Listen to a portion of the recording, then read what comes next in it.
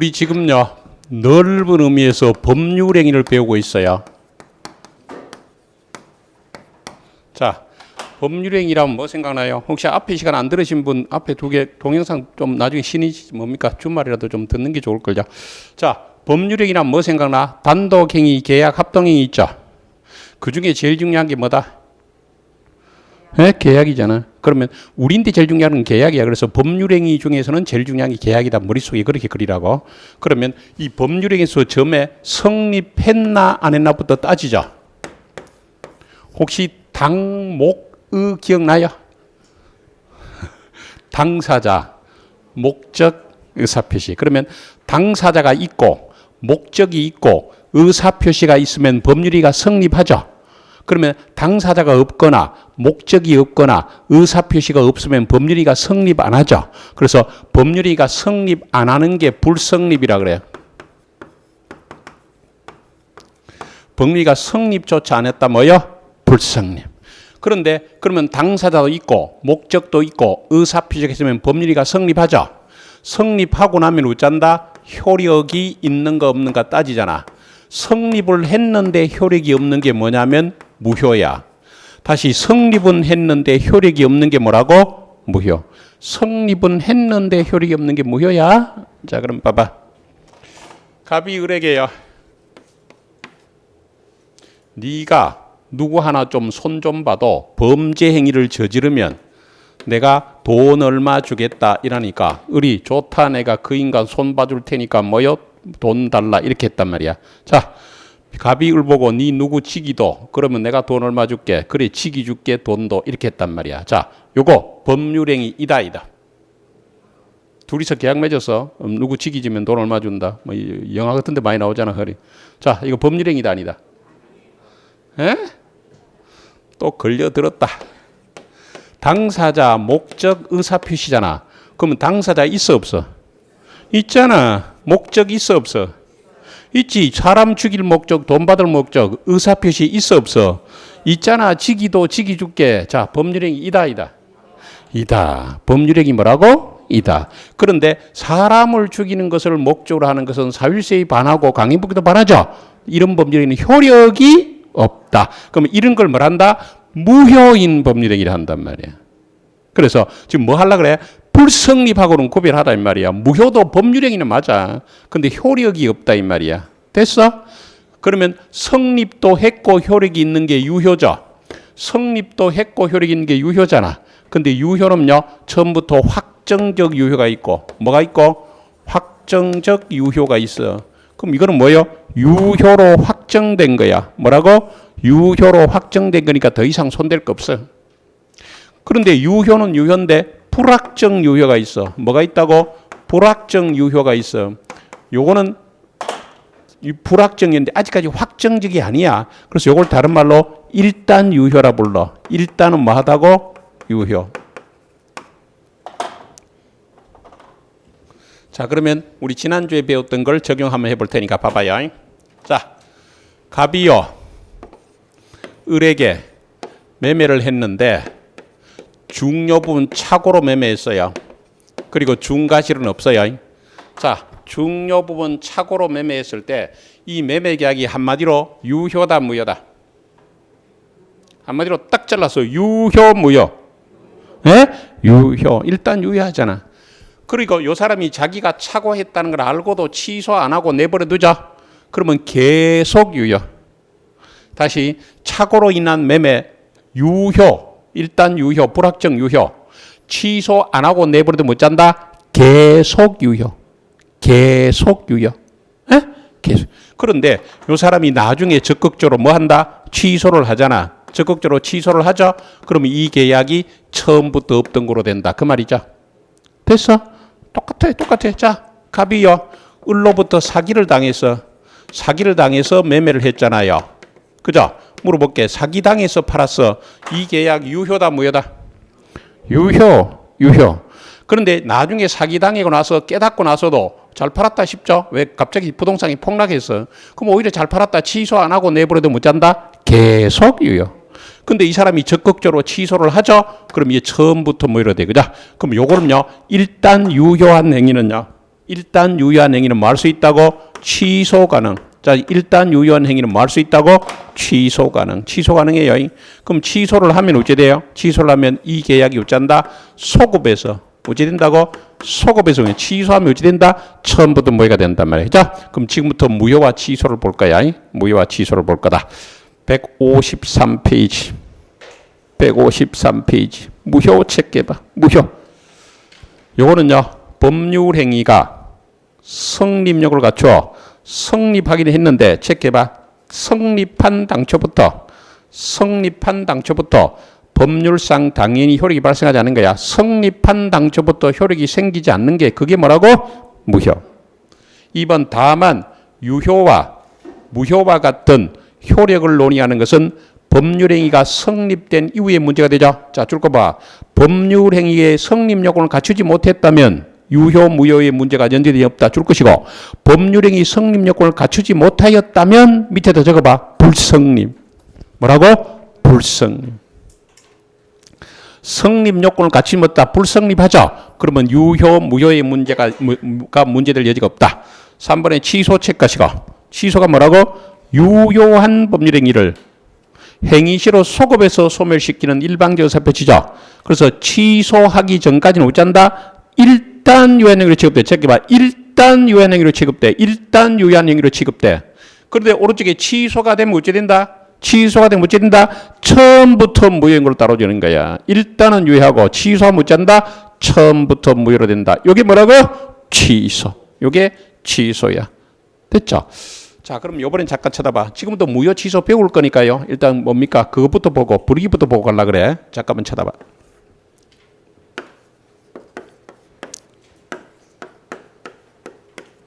예를 들면 좀 이따 우리 토지거래 허가구역의 유동정보도 잠깐 보는데 잠깐 분위기만 볼게.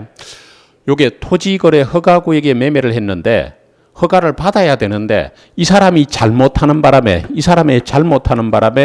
허가를 못 받아서 이 계약이 무효가 된 거야. 다시 매매 당사자 중에 한쪽 잘못 때문에 이 계약이 무효가 됐었어. 그러면 이 사람 보고 빨리 대금 주라 이러니까 이 사람이 무효가 됐다 이가 못 줘라고 주장할 수 있는가 이걸 물어보는 거야. 그러니까 다시 자기 잘못으로 무효가 됐더라도 법률행위가 무효다라고 주장할 수 있을까 이 말이야. 주장할 수 있을 것도 없을 것 같아. 무효는 효력이 없잖아. 지 잘못이든 말았든 효력이 없어졌잖아. 그러니까 무효는 누구든지 주장할 수 있는 거야. 뭐 손해배상 문제는 별도로 생기고. 그러니까 다시 무효는 누구든지 무효를 주장할 수 있어. 그러니까 자기 잘못으로 무효가 됐더라도 무효를 주장할 수 있다 없다? 있다. 에? 아, 그렇게 좀 받아줘. 뭐라고? 무효는 누구든지 무효를 주장할 수 있어. 그런데 조금 이따 보지만 봐봐. 내가 며칠 전에 계약 하나 했거든요. 그런데 며칠 지금 와서 취소하고 싶어졌어. 그러면 내가 마음대로 취소할 수 있을까? 안 돼. 취소는 좀 이따 보는데 취소권자가 딱 정해져 있어. 자, 다시 무효는 누구든지 주장할 수 있는 거다. 취소는 취소권자만이 하지 아무나 하는 게 아니다. 요거 밑에 박스 봐봐. 몇 가지만 볼게. 지금도 볼 내용이야. 박스에 무효는 동그라미 뭐라고? 주장할 이익이 있는 자는 누구든지 주할 수 누구든지 주장할 수 있어. 근데 취소는요 뭐라고 돼 있어? 오른쪽에 특정인 즉 취소권자 주장이 있어야 돼. 취소권 주장이 있어야 비로소 겪게 돼. 다시 무효는 뭐요? 누구든지 주장할 수 있는 원칙인데 취소는 누구만 할 수 있다? 취소권자만이 할 수 있다. 무효는 처음부터 효력이 없죠. 2번. 무효는 처음부터 효력이 없죠. 취소는 취소하기 전까지는 뭐요? 일단 효력이 돼. 일단 유효로 다루잖아. 무효는 시간이 지난다고 무효가 유효로 바뀌진 않아요. 그런데 취소는요 일정한 기간이 지나면 취소권이 소멸해요. 그래서 좀 이따 자세히 배울 거다. 이러 놓고 이제 넘겨서 본격적으로 시작할게. 무효 넘겨서 무효 나오죠. 다시 이것도요 들어봐봐. 그냥 설명 듣고요 줄만 끄면 돼요. 설명도 줄만 끄면 돼. 자, 갑이라는 사람이 을에게 어떤 부동산을 매매를 했는데 예를 들면 이 매매가요. 예를 들은 거야. 그냥 예를 들어서 강행법규에 위반한다. 법규 위반이다. 그 다음에 반사회 질서 행위다. 반사회 질서 행위이다. 우리 지난주에 어떤 폭리행위다 등등. 그러면 이 매매가 사회질서에 반하거나 강행법규 위반하거나 그 등등 하면 이 매매가 뭐가 돼? 무효가 되죠. 이 매매가 뭐가 된다고? 무효가 됐어. 요건 됐죠. 그런데 무효가 됐으면 이 사람은 돌려줘야 되는데 돌려주기 전에 이 사람이 잽싸게 팔아먹었어. 우리가 이런 사람을 뭐라 부른다?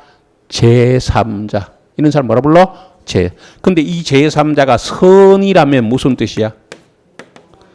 예? 모르고. 그러니까 무효라는 걸 모르고 취득했다 그 말이야. 자, 그러면 이 사람이 보호될까 안 될까 이걸 물어보려고 하는 거야. 자, 이 사람이 보호될까요 안 될까요? 한마디만 해줘. 보호될 것 같아 안 될 것 같아? 참고로 내가 빨간 거 들었어.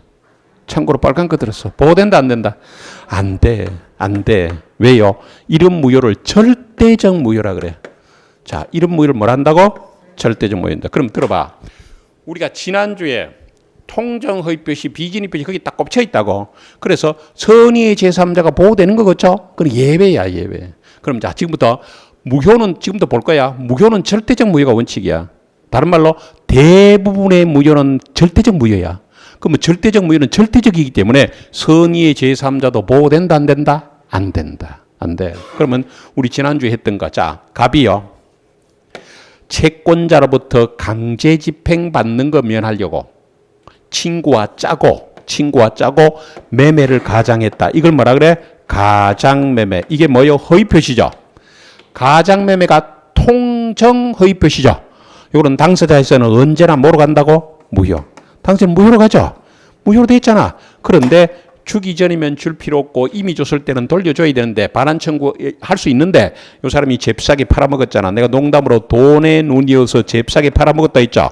근데 이 사람이 선이라면 이 사람은 보호된다 안 된다? 보호가 뭐라고? 된다. 그죠? 이런 무효를 무슨 무효를 한다고? 상대적 무효라 그래. 그럼 다시 들어보실래요? 대부분의 무효는 절대적 무효야. 그러니까 항상 그런데 절대적 무효는 외우지 마. 왜? 대부분 무효는 절대적 무효야. 그래서 뭐 강행법규 위반, 사율세에 반하는 행위, 원시적 불능, 의사무능자 행위, 뭐요? 폭리행위 전부 절대적 무효야. 그럼 이거 외우지 마. 그러면 대부분의 무효는 절대적 무효고 이게 원칙이기 때문에 선의의 제3자가 보호되지 않대요.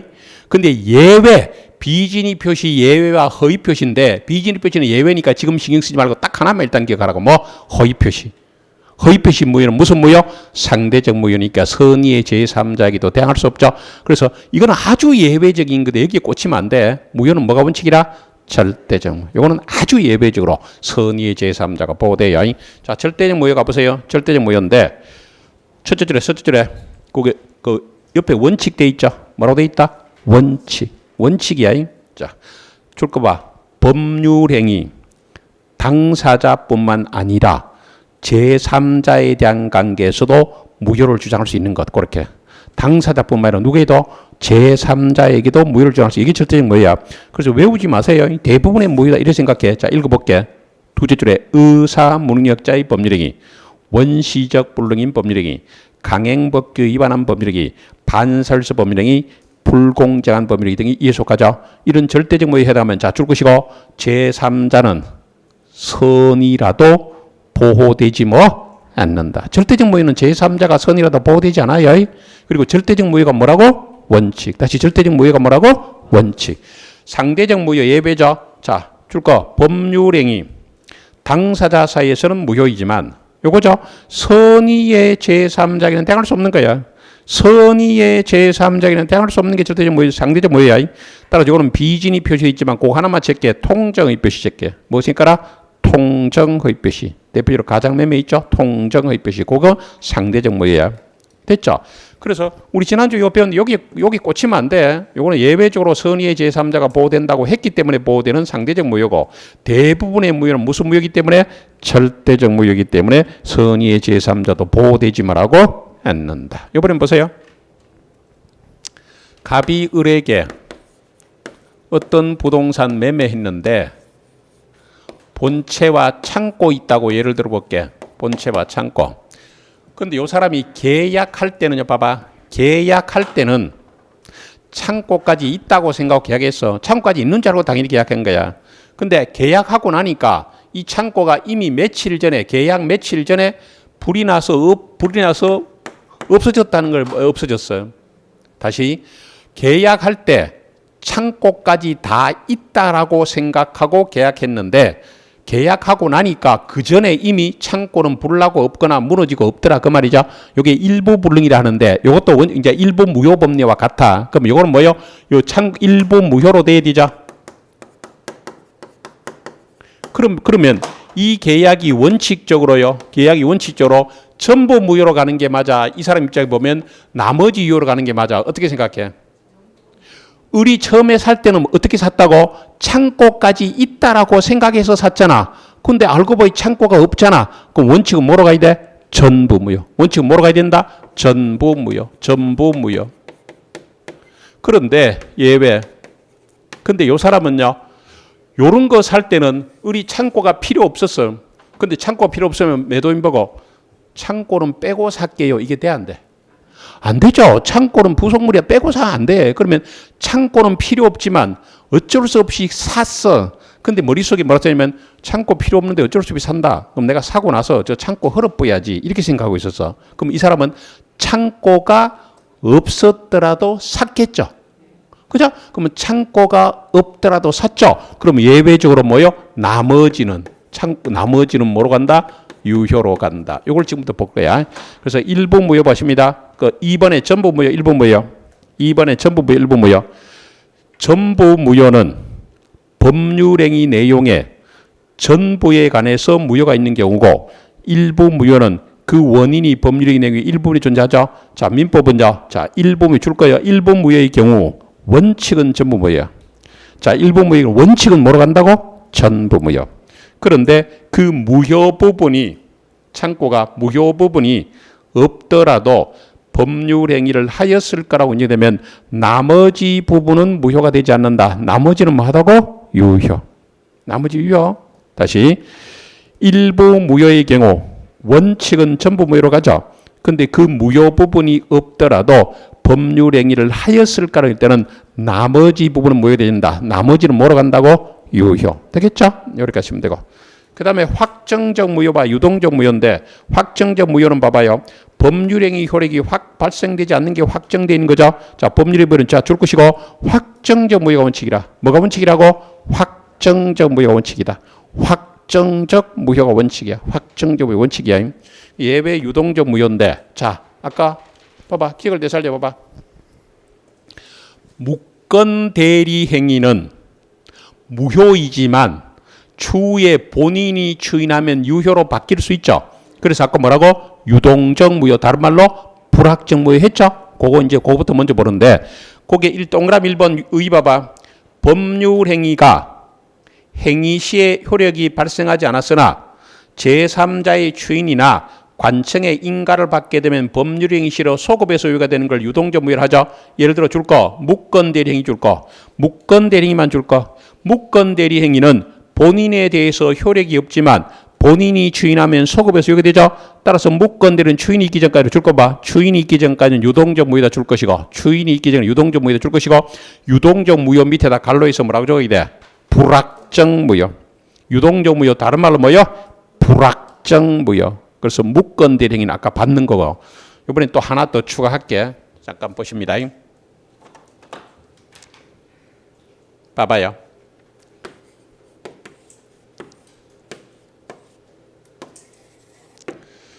갑이 을에게 토지를 매매하는데 이 지역이 토지거래 허가구역이라고 예를 들어 볼게.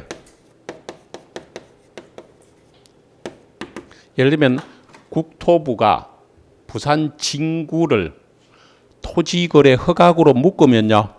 진구에 소지하는 토지거래 하려면 뭘 받아야 돼? 허가 받아야 돼. 그죠? 요게요. 요즘은 주로 뭘 이용하느냐. 이번 소리는 요 용어만 할 거고 구체적인 판례는 기초서에서는 안 봐도 돼. 다음에 기본서 할 때 보는데 요즘은 이제 어떤 의미로도 사용을 하느냐면요. 예를 들면 가까운 시로 벌써 이제 뭐 아파트도 분양하던데 에코델타가 만들어지죠. 그럼 에코델타 만들어지면 그 지역을 뭐로 묶어놨을까? 토지거래 허가로 묶거나. 왜? 안 그러면요. 땅값이 폭등하면 나중에 사업이 힘들잖아. 예를 들면 가덕도 공항을 건설한다고 볼게. 그럼 공항 건설지 예정지에다가 미리 뭘 해놔? 토지거래 허가로 지정한 거야. 토지거래 지정해서 그 지역의 토지를 거래하려면 어쩐다? 허가받도록 한단 말이야. 그죠? 그러면 시험에 절대 안 나오는 문제 물어볼게. 그러면 토지거래 허가구역으로 묶인 지역에서 토지 거래하려면 관할관청에 허가받아야 되죠. 예를 들면 저 에코될 때는 강서구청이 허가받아야 되는데 허가가 나오는 게 많을까 안 나오는 게 많을까? 예? 안 나오지. 왜? 허가 뭐 참 많이 내줄 것도 말라 허가구를 묻고 그러니까 허가를 거의 안 해줄 가능성이 많아. 그럼 어쩐다? 거래하지 말라는 소리죠. 근데 이걸 이제 약간 뭡니까 좀 다른 쪽으로 사용하는 게 이제 문재인 정부 시절하고 저기 뭡니까 그 전에 노무현 정부 시절에 부동산 투기 억제한다고 이걸 많이 사용했단 말이야. 가장 최근에는요 강남 지역도 토지거래 허가를 묶었어. 자, 강남에는 토지가 많을까 건물이 많을까? 토지는 다 있지만 순수한 토지 거래는 잘 안 일어나죠. 그런데 왜 묶었어? 그러면 건물 거래할 때는 허가가 없어요. 건물 거래할 때는 허가제를 도입할 수 없어. 토지는 일종의 공개념이 있기 때문에 그 헌법에 어느 정도 그 추상적으로 명시를 했기 때문에 토지 거래 허가를 묶을 수 있죠. 그러면 그 건물 거래하려도 미리 뭐가 하고 같이 따라가야 돼? 땅하고 따라가야 되죠. 그래서 그거 하려고 토지 거래 허가를 묶었는데 결국은 성공하지 못하죠.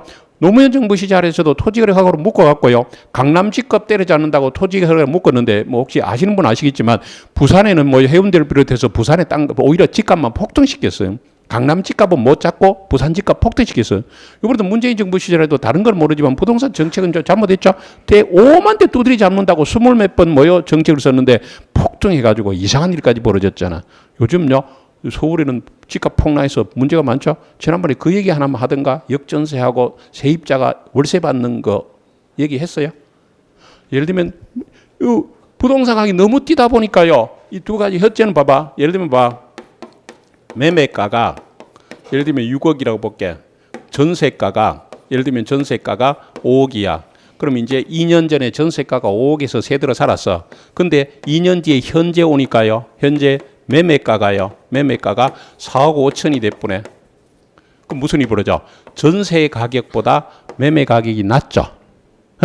이걸 역전세라 그래. 역전세. 그러면 이런 경우는 나중에 이 전세 들은 사람은 기간이 끝나서 전세금 안 돌려주고 경매한다 하더라도 전세금을 다 못 건질 가능성이 있단 말이에요. 그죠? 그 다음에 이런 거요.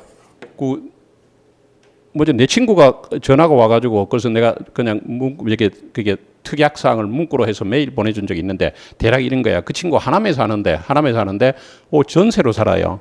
전세가가 얼마냐면 전세금이 얼마냐면 5억 7천이야. 그럼 매매가는 훨씬 그보다 높겠죠. 그래서 2년 뒤에 지금 현재 오니까요. 주변 전세가요 4억 5천으로 떨어졌대. 현재 와서 4억 5천 떨어졌는데 5천이면 1억 2천인데 계산하기 좋게 그냥 4억 7천으로 할게. 4억 7천으로 떨어진 거야. 그럼 차이가 얼마나? 1억 차이가 나잖아. 그럼 이제 주인이요. 임차인이야. 주인이요. 그러면 이 사람은 전세금 4억 7천으로 안 낮춰주면 나가겠다 하잖아. 나가겠다 하죠. 왜 주변에 전부 4억 7천이 다 돼 있으니까 4억 5천으로 다 돼 있거든. 그러면 이 사람은 새로운 임차인을 들어오려면 이 사람에게 얼마 받아? 새로운 임차인이. 이걸로 할게. 4억 7천밖에 못 받잖아. 결국 이 사람에게 자기 돈 1억 얹어서 돌려줘야 되죠. 에? 그러면 결국 이 사람이 그대로 있더라도 차액의 일원을 인정해줘야 되는 거야. 안 그러면 나가겠다는 거야. 근데 문제는 전세금이 이래 있으면 그 담보대출이 거의 안 된다고 보면 되거든. 이미 또 매매가는 낮아졌잖아. 그럼 금융기관 같은 경우는 1억을 대출해줄까 안 해줄까? 안 해줘. 그러면 이 사람이 1억을 가만 갖고 있었으면 전세금 받은 거 가만 갖고 있었으면 되는데 그걸 다른 데 투자했다면요. 지금 현금이 없잖아. 그럼 신용대출을 1억 받았는데 신용대출 요즘 잘 안 나와. 이자도 비싸죠. 그러면 이제 하는 방법이 이제 서울에는 무지하게 일어나. 그럼 뭐란다? 이 사람 보고 계속 살아라. 갱신해주다. 그런데 전세금은 얼마로? 4억 7천으로, 4억 7천원, 근데 전세금은 그대로 5억 7천으로 두고, 전세금은 그대로 5억 7천으로 두고, 대신 시가 차액만큼요, 이자를 지급하는 거야. 이자 지급하면 대략적으로 이자를 5%로 할게. 주로 기준을 뭐로 하느냐면, 전세금 그게 대출받는 그 이유를 기준을 해. 근데 주로 이제 계산하기 좋게 5%로 할게. 그럼 1억에 대한 5%가 얼마요?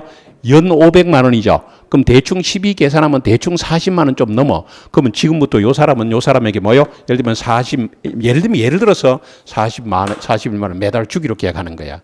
그럼 이 사람은 그대로 살면서 매달 얼마 받는다? 40만. 그럼 이거는 하남이라서 이런데 서울 같은 거는 보통 3억 내지 4억 차이 난대. 그럼 3억 차이 나면요. 세입자가 지금부터 한 달에 얼마 받아? 3, 42, 122여만 원 받고 살아.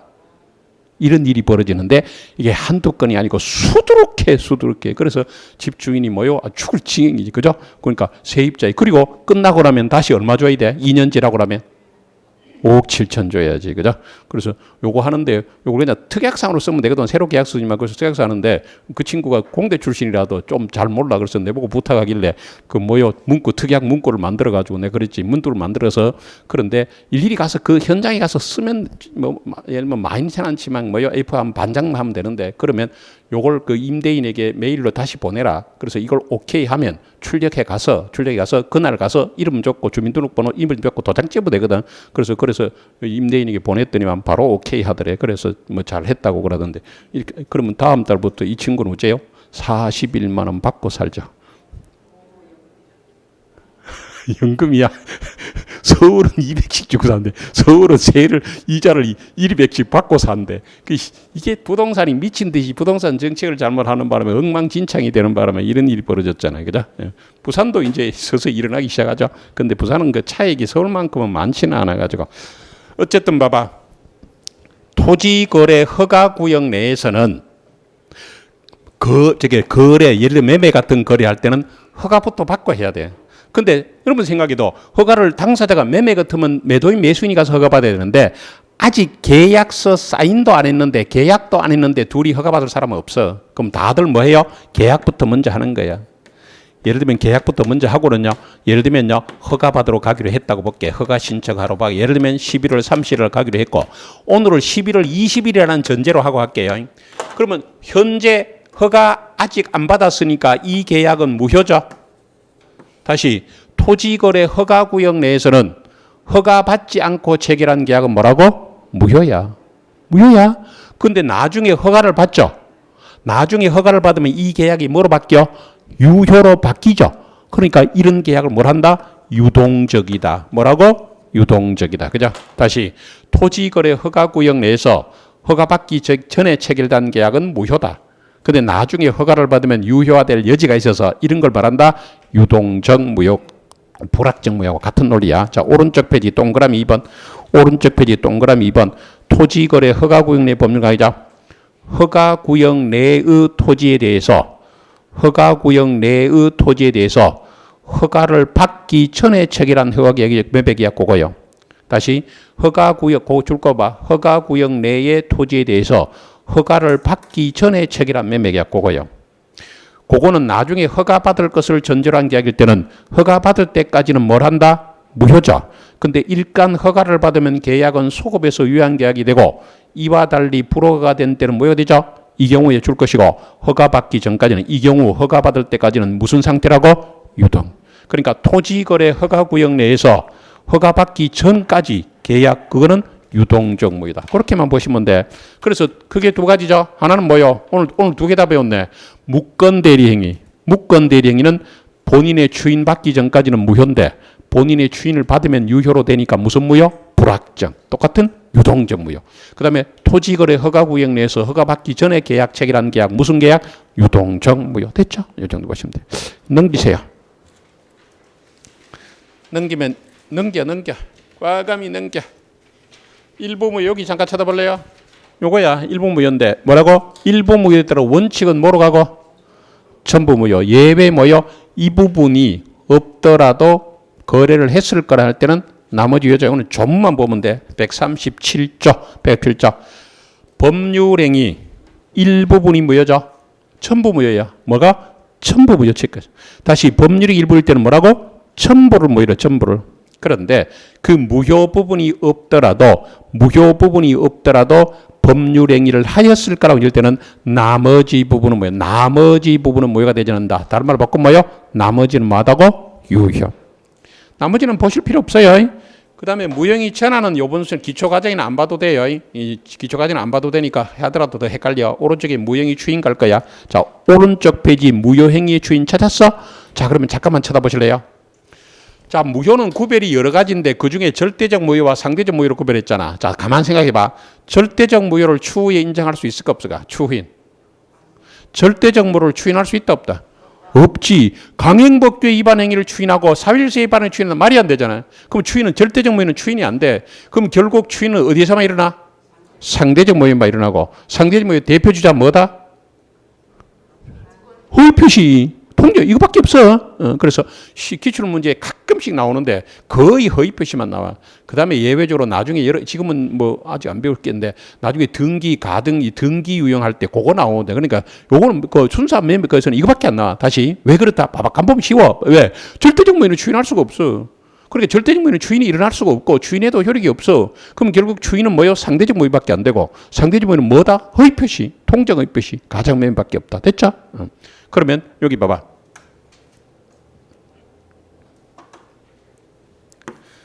자, 보실래요? 답이 강제 집행 면하려고 친구와 짜고 매매한 것처럼 가장했다. 가장매매. 이게 전형적인 뭐예요? 허위 표시죠. 가장매매가 전형적인 뭐라고? 허위 표시. 그래서 가장매매를 11월 1일 날 했어요. 그러면 이 가장매매는 무효잖아. 무효죠. 그리고 등기까지 넘겨줬다고 볼게. 그런데 어느 날 11월 30일 날 와서요. 을이 뭐라고 하느냐면요. 을이 뭐라 하면 봐봐. 친구야. 내가 생각해 봤는데 니는 지금 사업이 어려워서 자금이 필요하지 않느냐. 자금. 나는 지금 땅이 좀 필요한 상태다. 그러면 오히려 차라리 진짜 매매하는 게 안 낫겠나? 내가 대금을 줄 테니까 진짜 매매하자. 그러니까 갑이 오케이 했어. 그럼 FM대로 하려면 무죄요. 이거는 무효니까 이 등기를 말소시키고 새로운 매매 계약을 체결해서 이전 등기해야 되죠. 근데 이미 등기가 돼 있으니까 요걸 그대로 인정해 주자. 이게 무효행위의 추인이야. 했죠? 그럼 이제 잘 들어야 돼. 그러면 무효행위를 추인하면 11월 1일자의 가장매매가 유효로 바뀔까 이거? 예? 그럼 다시 물어볼게요. 추인은 원래 소급표 있다 없다? 추인은 원래 소급표 있다 없다? 없어. 아까는 예외 없어. 그리고 다시 무효가 유효가 되는 일은 없어. 여기 봐봐. 무효가 유효로 바뀌는 일은 없어. 근데 유효였던 일단 유효했던 행위가 무효로 바뀔 수는 있어. 취소. 그 무효가 유효로 되는 일은 절대로 없어. 그 말은 무효 행위를 추인한다고 무효가 유효로 되는 일은 없단 말이야. 그럼 뭔데? 요때 11월 요때부터 뭐요? 새로운 법률 행위 한 것으로 본단 말이야. 새로운 매매. 그죠? 다시 무효 행위를 추인한다고 무효가 유효로 바뀌는 일은 없다. 그러면 그때부터 뭐 한 거로 본다? 새로운 법률의 한 거로 본다. 이걸 지금부터 볼 거야. 오른쪽에 무효행위 추인에서 139조 봐봐. 139조. 무효인 법률 행위는 추인해도 효력이 생기잖아. 다시 무효인 법률 행위는 추인해도 효력이 생기지 않죠. 그런데 당사자가 무효라는 것을 알고 추인하면 체크하시고 새로운 법률이야. 뭐라고? 새로운. 다시 무효인 법률 행위는 추인해도 효력이 생기지 않아요. 그런데 당사자가 무효라는 것을 알고 추인했죠. 그럼 뭐로 본다? 새로운 법률 행위다. 새로운 법률 행위요. 새로운 법률을 봐요. 그래서 의는 똑같은 말이 나오고요. 의 똑같은 말이야. 밑에 해설에 무효인 법률 행위는 원칙적으로 추인해도 효력이 생기지 않죠. 근데 당사자가 무효라는 것을 알고 추인하면 새로운 법률을 보죠. 요건에 무효인 행위가 추인 가능해야 되는데 따라서 그때부터 갈로 묶어봐봐. 갈로 쳐서 강행법규 위반 행위, 반사적 불공정 행위로서 무효인 경우 묶어봐봐. 강행법규 위반 행위, 반사적 행위, 불공정 무효인 경우 묶어놓고 이걸 뭐라고 하면 돼? 절대적 무효. 뭐라고? 절대적. 갈로에서 묶어보면 되잖아. 뭐라고? 절대적 무효자가. 이런 절대적 무효인 경우는 추인에 의해서 유효가 될 수 없다 이 말이야. 다시 절대적 무효는 추인해서 유효가 될 수 없다. 절대적 무효. 동그라미 3번 내려갈게요. 무효임을 알고 추인해야 돼. 뭐라고? 무효임을 알고 추인해야 되고. 그 다음에 다시 얘기하지만 추인은 원래는 소급표 있다 없다? 없다. 그래서 효과 원칙 비소급표야. 동그라미로 원칙 비소급표. 그래서 무효인 법률 행위를 하면 뭐요? 다시 한번 체크할까? 새로운 법률이 한 걸 봐. 뭐라고? 새로운 법률이 한 걸 보기 때문에 바로 밑에 소급표가 인정되지 않는 게 원칙이란 말이야. 예외는 뭐 이번 시간에 이번 순환에 볼 필요 없어. 그 정도 보시면 된다. 그래서 자, 봐봐요. 무효는 크게 뭐 여러 가지 종류 중에 분류 중에 절대적 무효와 상대적 무효로 분리했을 때 절대적 무효는 추인할 수 없다. 추인해도 효력이 생기잖아. 결국 상대적 무효만 추인할 수 있는데 상대적 무효의 대표주자는 뭐라고? 통정의표시다. 근데 무효행위를 추인한다고 무효가 유효로 바뀌는 일은 없다. 그때부터 만 걸 본다? 새로운 법률이 한 걸 본다. 되겠죠? 자, 이렇게 무효를 마무리 지어서 넘기면 취소 갑니다. 아까 이런 얘기 했죠? 무효는 누구든지 무효를 주장할 수 있지만 취소는 취소권자만 할 수 있고요. 또 취소를 하고 싶다고 하는 게 아니고 법으로 정해놓은 사유가 있어야만 취소할 수 있어. 법으로 딱 정해놓고 있는데 다행스럽게 요거는 우리가 다 배웠던 거야. 사유 봐봐. 법률행위 취소란 당사자 의사표시가 자 요거요. 제한 능력 상태에서 이루어졌거나 의사표시가 사기강박 착오행위 등 이유로 일단 유효하게 성립한 법률의 효력을 행위 시에 소급해서 소멸케 하잖아. 자, 제한 능력 의사표시가 뭐라고? 제한 능력 상태에 이루어졌다. 그 다음 의사표시가 뭐요? 사기강박이나 착오행위였다. 그러면 일단 체크해봐. 일단 유효하게 성립한 법률의 효력을 행위 시에 소급해서 거슬러 올라가서 소멸케 하는 취소권. 이게 뭐라고? 취소야. 그러면 취소 사유가 뭐야?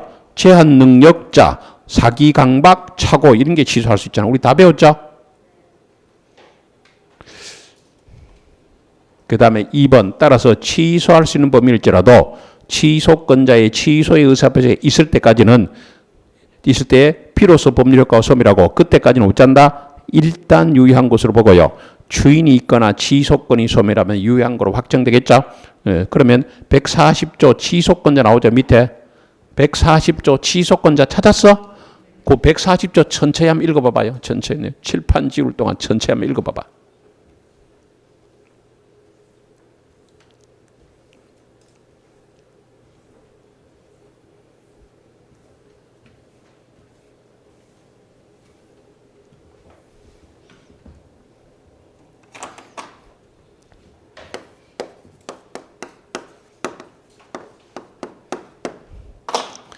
(140조에서) 규정하고 있어요. 몇 조 외울 필요 없어 지금. 자, 첫 번째는 누가 취소권자야? 제한 능력자가 취소권자라고 되어 있죠. 자, 잠깐 쳐다보실래요? 제한 능력자는 뭐 있어?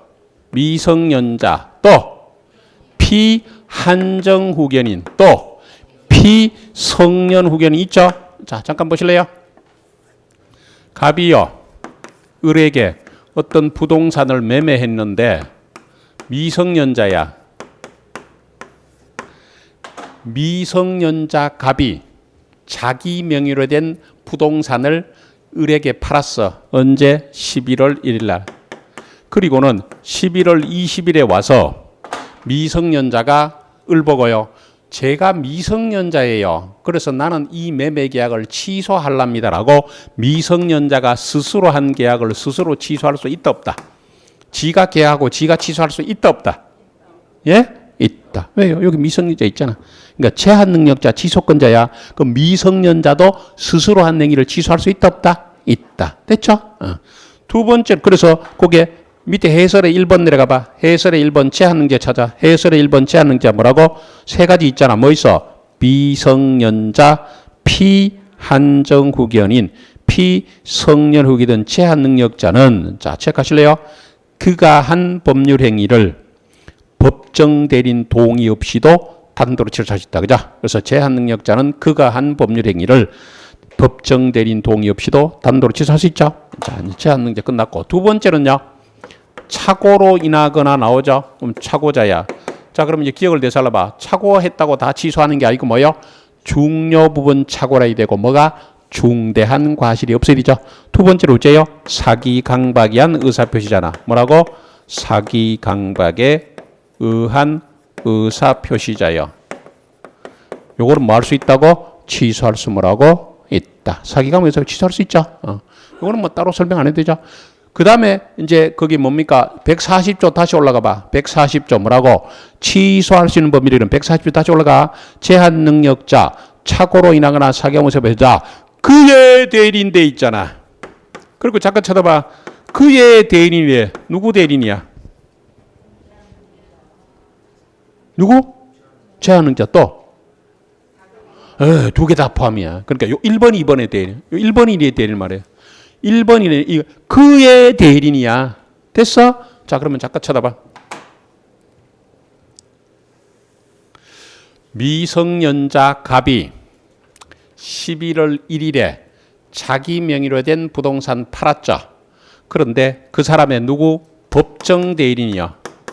미성년자의 법정 대리인은 부모죠. 부모가 있을 때는 부모죠.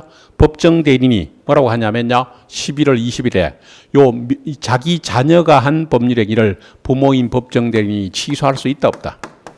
있다 없다? 있다. 그러면 대리인 중에서 법정 대리인은 취소권자 맞죠?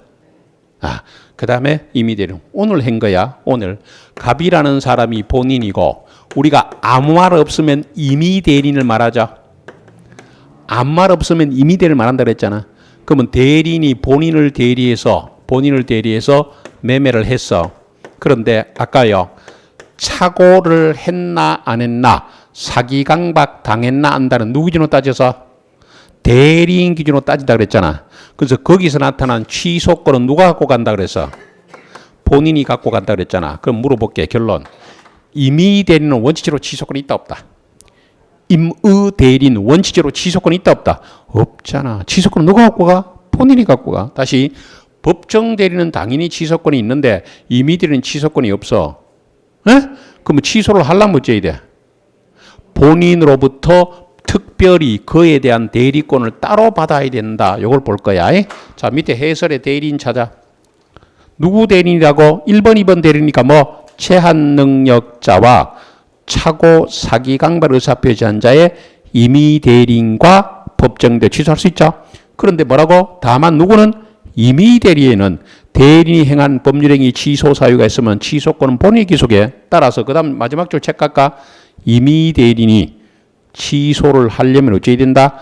본인으로부터 그에 관한 수건이 어쩐다? 필요하더라. 그죠? 그래서 다시 대리는 그의 대리란 말은 봐봐. 1번, 2번의 대리인을 말하는데 제한능력자, 착오사기 뭐 요거 대리인을 말하는데 법정 대리는 당연히 취소권자이지만 임의 대리는 원래 취소권이 없다. 취소하려면 어찌해야 된다? 본인으로부터 별도로 대리권을 받아야 된다. 여기까지 됐어? 그 다음에 마지막으로 승계인인데 이것도 누구의 승계인이야? 예, 1, 2번, 2번의 승계인이야. 1번, 2번 승계인이야. 요거의 승계인, 이거의 승계인이야. 오른쪽 페이지 보시면 승계인 뭐라고 돼 있어? 제한 능력자 또는 사기, 강박, 착오에 의한 의사표시자로부터 그의 법적, 지위적, 당사자를 승계한 자 취소할 수 있죠. 이는요, 체크하시고 특정 승계인 체크하시고 포괄 승계인 체크해. 특정 승계인이라면 대표적으로 뭐 있냐면요. 매수인, 양수인요. 매수인이라 하기도 하고 양수인이라 하기도 하고. 그 다음에 포괄 승계인 대표주자는 뭐야? 우리 배웠잖아. 뭐라고? 상속인. 특정 승계인의 대표주자는 매수인, 양수인. 포괄 승계인의 대표주자는 뭐요? 상속인. 그러놓고 잠깐만 쳐다봐. 자, 보실래요? 화살표를 잘 봐. 화살표를. 갑이 을을 사기를 했어. 다른 말로 을이 사기당했어. 을이 사기를 당해서 매매를 하고 나서는요. 병에게 사기당했다는 모르고 병에게 또 다시 팔았다 볼게. 그럼 현재 병이 이 부동산을 갖고 있어. 다시 을이 갑으로부터 사기를 당해서 매수하고 나서 다시 병에게 팔았고 현재 이 부동산은 병이 갖고 있는 상태다. 지금 이런 상태에서 이 매매 계약을 사기를 이유로 취소하려고 한다. 취소권자가 누구냐라고 물어보는 거야. 자, 취소권자가 을이다. 병이다. 을 또는 병이다. 세 가지 중에 찍어. 을이다. 병이다. 을 또는 병이다. 을. 또. 병. 을 또는 병은 없어? 자, 적용해 볼게. 적용해 볼게. 이것도 똑같아. 저기 알고 나면 쉬워. 자, 을은 여기에 이 네 가지 중에 들어가 있어, 안 들어가 있어? 을은 이 네 가지 중에 들어가 있어, 안 들어가 있어? 들어가 있잖아. 어디에 들어가 있어? 사기에 의한 의사표시 들어가 있죠. 그럼 취소권자 맞네요. 예. 자, 그러면 을이 취소권자 맞아. 병은 취소권자도 아니다. 에? 아니, 내보지 말고 여기 네 가지 중에 하나 들어가 있어, 안 들어가 있어? 에? 들어가 있잖아. 요렇게 승계인, 매수인, 양수인 들어가 있잖아. 그럼 취소권자 이다. 그러면 답이 뭐요? 을 또는 병이잖아. 혹시 이해가 됐어? 그래 되는 거야. 그래 되는 거죠. 그 다음에 취소의 방법 봅니다. 취소권은 다들 형성권이죠. 그 행사는, 그것만 체크해봐. 그 행사는 취소권자의 일방적 의사표래. 취소권자의 뭐라고? 일방적 의사표라고 하면 되고. 그 다음에 이런 취소에 보는 특별한 방식이 필요 없죠. 자, 취소의 상대방 갑니다. 취소의 의사표시는 취소할 수 있는 법령이 상대방이 해야 되는데, 자, 이거 줄 것이래요.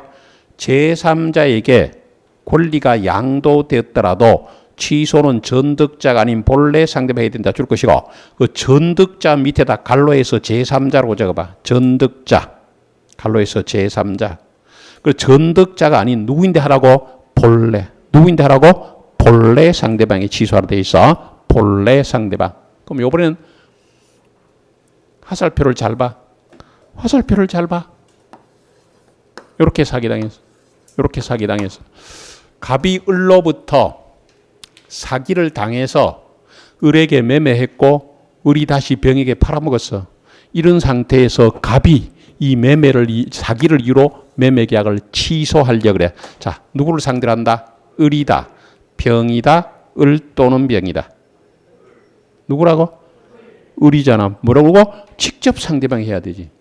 전득자, 제3자에게 하면 안 되는 거잖아. 취소는 누구인데 한다고? 직접 상대방인데 해야지. 전득자, 제3자에게 하는 게 아니다 이 말이야. 됐어? 취소는 누구인데 한다? 전득자, 다른 말로 제3자가 아닌 누구에게? 본래 상대방, 최초 상한다. 취소 효과요. 취소가 되면요. 처음부터 무효로 돼. 취소가 되면 어찌 된다? 처음부터 일단 해설로 내려가. 해설로 내려갑니다. 법률 행위를 취소하면 법률의 숫자다. 소급에서 처음부터 무효라. 뭐라고? 소급에서 처음부터 무효죠. 소급의 처음부터 뭐야? 절대적 그 상대 요거는 지금 안 볼게. 부당이득 반환으로 내매가 부당이득 반환이 2번에 1번 원칙. 일단 발생한 채무 등은 앞으로 전혀 이행할 필요 없고요. 자, 체크하시고 이미 이행될 때는 반환 의무가 생겨. 이미 이행했을 때는 반환 의무가 생기는 거야. 자, 그러면 여기 볼래요? 요건 분위기만 잠깐 봐봐. 이렇게 사기를 해서 계약을 하고요. 이렇게 하는 게 더 낫겠다. 사기를 해서 계약하고 요 사람이 계약금으로요. 저기 1,000만 원 줬다고 볼게. 그죠? 그리고 나중에 어쩐다? 나중에 요 사람이 뭐 하면 취소를 하죠. 그러면 처음부터 없던 거로 되기 때문에 요 사람은 계약금 준 거 돌려받을 수 있다 없다? 있다. 이미 이행했을 때는 반환한 거 있죠. 다시 이미 이행했을 때는 반환처럼 인정되죠. 근데 문제는 제한 능력자가 문제가 돼. 그 제한 능력자의 특칙 보시면요. 제한 그 특징인데 동그라미 입으로 오지게 반환에 비해서 민법은 특히 제한 능력자를 보호하기 위해서 자, 일단 줄 거 놓고 제한 능력자는 그 행위로 인해서 받은 이익이 현존한다 했어요. 받은 이익이 현존. 그게 포인트야. 받은 이익이 현재 존재하는 한도에서 상환할 책임이 있다. 걸어놓고 이게 무슨 뜻인가 설명할 테니까 보세요. 갑이 을에게 어떤 부동산을 1억에 팔았다고 예를 들어 볼게. 1억에 파는데 이 사람이 제한 능력자야. 예를 들면 피한정 후견이라고 예를 들어 볼게. 피한정 후견. 제한 능력자인데 매매를 해서 어쨌든 뭐요? 계약금으로 1,000만 원 받았다고 볼게. 1,000만 원 받았어. 언제 받았냐면 11월 1일 날 받았다고 예를 들어 볼게. 다시 제한 능력자 갑이 부동산 매매하고 상대방으로부터 계약금 1,000만 원 받았어. 그리고 나서 뭐요? 예를 들면 보름 뒤에 11월 20일이라 볼게. 20일에 제한 능력자가요. 제한 능력이라는 이유로 이 계약을 취소할 수 있다 없다? 있다 없다? 있다. 있잖아. 그럼 취소를 했어요. 11월 20일 날 취소를 했어. 근데 취소를 하는데 지금 현재 남은 돈이요. 계약금 1,000만 원 받았는데 남은 돈이 500일 남았다 이 말이야. 그럴 때 어찌 하느냐를 지금부터 보겠다 이 말이야. 첫째, 이 500만 원 뭐 했느냐면요. 끄끔. 이게 뭐야?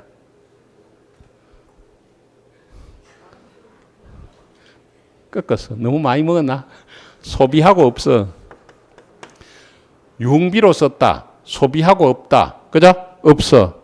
그럼 이거는 이제 현재 남아있는 이익이 얼마밖에 안 남았어? 500만 원밖에 안 남았잖아. 그럼 이 사람 얼마밖에 못 돌려줘? 500만 원만 돌려주면 된다 이 말이야. 왜? 소비하고 없으니까 현재 남아있는 돈은 500밖에 없잖아. 됐어? 자, 두 번째는요.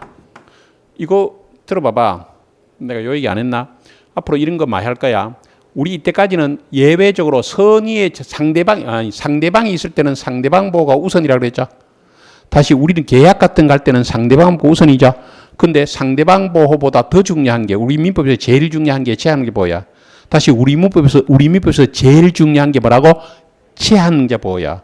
왜? 제한 능력자를 보호해야 된단 말이야. 그래서 제한 능력자를 보호하기 위해서는 비록 상대방이 피해를 입든 어쩔 수 없다는 거야. 그거 생각해. 그러니까 우리가 좀 표현이 이상하지만 약자 보호를 위해서는요. 그렇지 않은 사람이 피해를 입었더라도 어쩔 수 없다. 그 말이야. 이해가 됐어? 그럼 제한 보호가 제일 우선이야. 그러면 제한 능력자가 소비하고 없는데 1,000만 원 다 돌려달라 이러면요. 이거 어디 가서 구해오느냐. 그 말이야. 그런데 요번에 잠깐 봐봐. 요 사람이 500만 원을 뭐 했냐면 생활비로 썼다고 볼게. 생활비로 썼어. 그러면 요게 이익이 현저하는 자. 잘 들어. 이해가 되면 쉬운데 안 그러면 헷갈려. 생활비 같은 것은 이 돈이 아니라도 썼어야 될 돈이죠.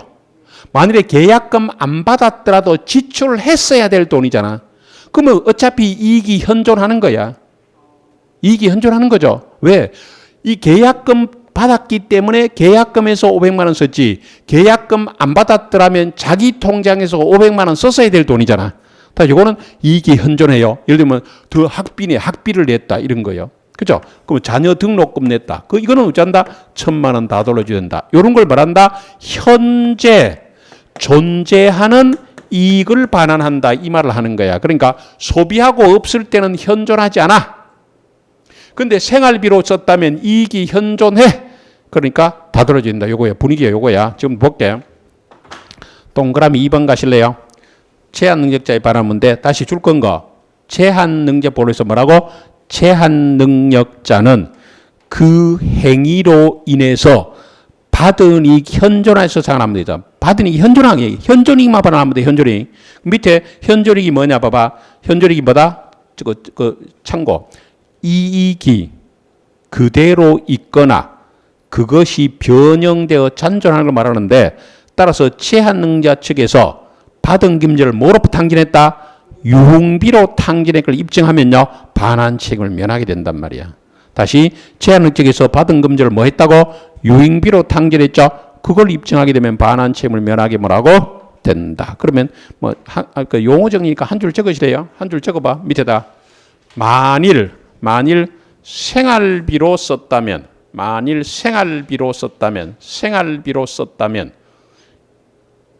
이익이 현존함으로 생활비로 썼다면 이익이 현존함으로 반환 책임을 진다. 생활비로 썼다면 이익이 현존함으로 반환 책임을 부담한다. 돌려줘야 돼. 반환 책임을 부담한다. 그래서 생활비로 썼다면 이익이 현존하기 때문에 반환 책임을 부담하라고 한다. 되겠어요? 이걸 뭘 한다고? 반환 책임을 부담해. 반환해야 된다. 반환 책임을 부담한다. 이게 뭐라고? 현존. 그래서 제한 능력자는 뭐만 돌려주면 된다? 현존. 다시 제한 능력자는 뭐만 돌려주면 된다고? 현존익만 돌려주면 됐죠? 그 정도 보시면 돼. 넘기면 추인인데 시간이 안 되겠어. 그래서 여기 잠깐 쉬었다가요. 추인을 마무리 짓고 마지막으로 조건 기한 보도록 할게요.